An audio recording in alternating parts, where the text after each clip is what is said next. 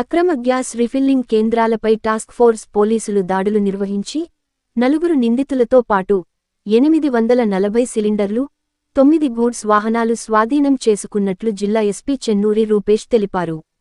సంగారెడ్డి జిల్లాలో జరుగుతున్న వివిధ రకాల అసాంఘిక, చట్ట వ్యతిరేక కార్యకలాపాలను అరికట్టేందుకుగాను జిల్లా ఎస్పీ చెన్నూరి రూపేష్ ఏర్పాటు చేసిన స్పెషల్ టాస్క్ ఫోర్స్ బృందాలు జిల్లా వ్యాప్తంగా విస్తృత స్థాయిలో దాడులు నిర్వహించడం జరుగుతుంది. ఈ దాడులలో భాగంగా నమ్మదగిన సమాచారం మేరకు గురువారం పటాన్చెరువు మండలం ఇస్నాపూర్ గ్రామంలో రోహన్ ట్రేడర్స్ పై దాడులు నిర్వహించి రోహన్ ట్రేడర్స్ యజమాని బొక్క శ్రీనివాస్ను అదుపులోకి తీసుకున్నారు.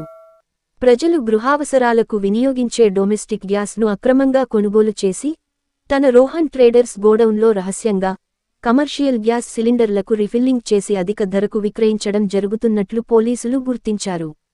అక్కడ 9 సిలిండర్లు రవాణా చేస్తున్న వాహనాలు, 73 ఫుల్ గ్యాస్ సిలిండర్లు, 661 ఖాళీ గ్యాస్ సిలిండర్లు మొత్తం 734 సిలిండర్లతో పాటు 3 నిందితులను పోలీసులు అదుపులోకి తీసుకున్నారు.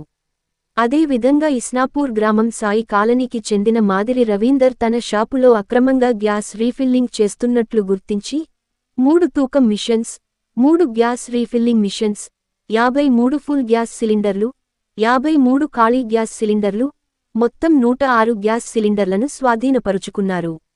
నిందితులతో సహా స్వాధీనపరుచుకున్న సొత్తును చట్టరీత్యా తగు చర్యల కోసం పటాన్చెరువు పోలీస్ స్టేషన్కు తరలించారు.